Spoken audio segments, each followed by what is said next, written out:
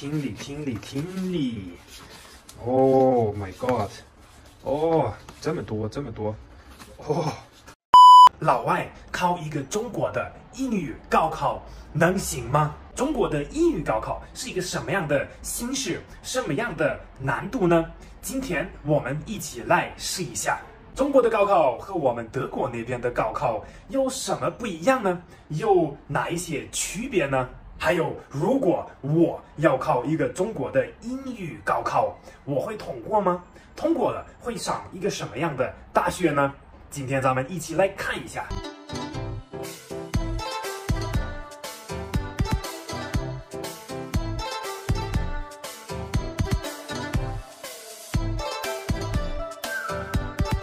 我是得鬼小伙子 Mark， 欢迎来看一下今天这一期视频。今天的视频我觉得特别有意思，但是说实话，我还有一点点紧张。从来没有考过中国的高考，今天终于要试一下了。但是如果我考不好怎么办？好尴尬呀！现在2022年中国的高考已经考完了，当然 Mark 想祝所有的高考生成绩好，考试成功。今年国内有1120多万学生参加了报名了这个中国的高考，这个也相当于是我们德国那边的全国的人口的1%，太夸张了。那么我还记得特别清楚，我18岁、17岁的时候，在德国那边考高考的时候，当然我也特别紧张，也准备了好几个月，为了这一天。但是今天我们来看一下，中国这边的高考会不会比德国那边的难一些？我们先来看一下德国的英语高考，这个就是专业版的，不是基础版的。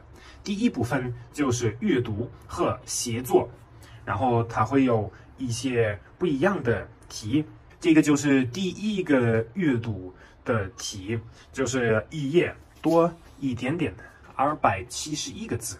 然后这个要先读了之后，再去回答一个、2个，然后从这2个里面要选一个题，要去写作。所以我们可以看到，德国这边的英语高考很多都是阅读，然后自己写作，写一个文章出来。因为写文章，我们那边的出这个考试的人，他们觉得可以看到你学的所有的东西，里面会有语法，里面会有词汇，还有整体的阅读理解都可以考到。那么我们再来看一下中国的这个高考，2022年的全国高考，第一部分听力，听力，听力，听力。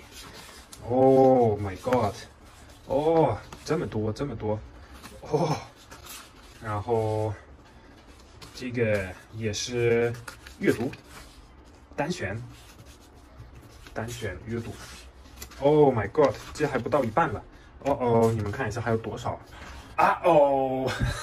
这么多，在2个小时内，我觉得哪怕你是母语者，哪怕你的英语很好，还是有一点点悬。那我们来试一下吧。St. David's Hall. St. David's Hall is the award-winning national concert hall from Cardiff.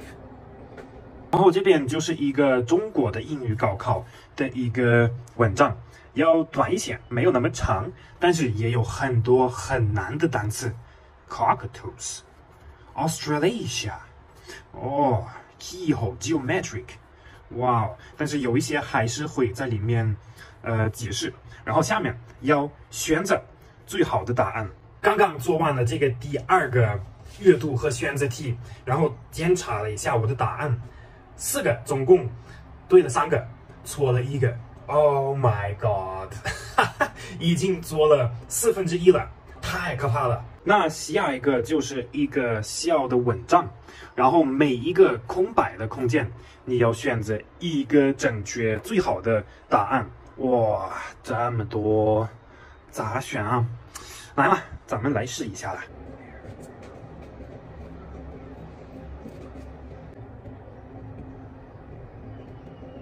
完了，现在看一下，总共20个题 ，Mark 做了2个，还可以吧，还不错。然后这边有一个非常有意思的题 ，Tilly had an operation on her， 她做了一个手术，在她的那选择有哪一些？有眼睛、尾巴、耳朵或者腿。我虽然说蒙对了腿，但是从这个题，如果你没有完全读懂的话，你怎么知道在哪儿做的手术？然后你们看一下我做错的这一题，第25题，我空白3只狗可能太多了。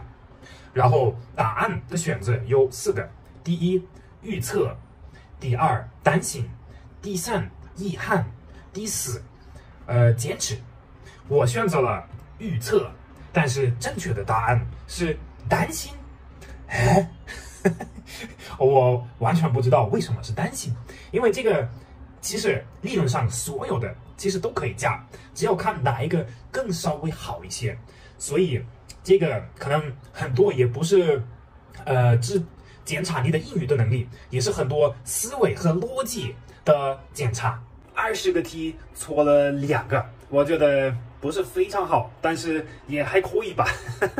反正就是中国的题，我觉得还是有很大的难度。虽然说很多人会觉得选择题很简单嘛，你就蒙就可以，但是很多出的这些题非常相似，你就不知道哪一个是正确的，哪一个是更好的答案。那现在我做完了，除了第一个听力和最后一个写作的这部分全部都做了，然后我算出来了，总共有一个82.5%的一个分数，就是这个英语的高考的总数有150分，我可以达到123左右。然后如果算整个高考的话，我查了一下，总共满分就是750分。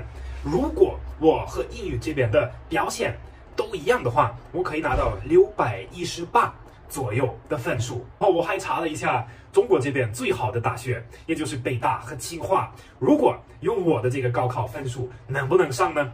我告诉你们，可能非常悬，最低的可能都要630-40左右，我都不到620，那有可能没办法。然后如果翻译成德国那边的分数的话，我可以考一个 B 加左右，这个也就是差不多 Mark 在德国的高考考出来的一个成绩。如果要对比这2个高考的话，就是中国这边和德国那边的英语高考，我觉得还不是非常好对比，因为教育目的、教育环境、教育方式都不太一样。但是我觉得可能区别最大的就是这个形式上面，德国那边有口语部分，然后大部分的都是写作，自己写文章。中国这边更多是题，包括说选择题。然后中国这边可能考的更多是这种词汇理解的能力，然后还有语法。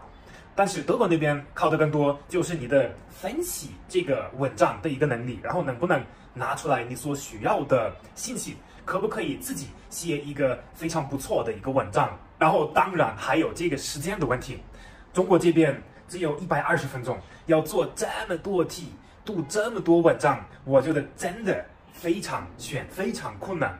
但是今天的分享也已经有点长了，所以今天就到这儿吧。我想问一下你们觉得从今天看的这些情况，哪一个高考更难呢？中国这边的还是德国的更难呢？评论里面跟我说一下。估计如果到时候Mark真的要考一个中国的高考，还真不一定能考好。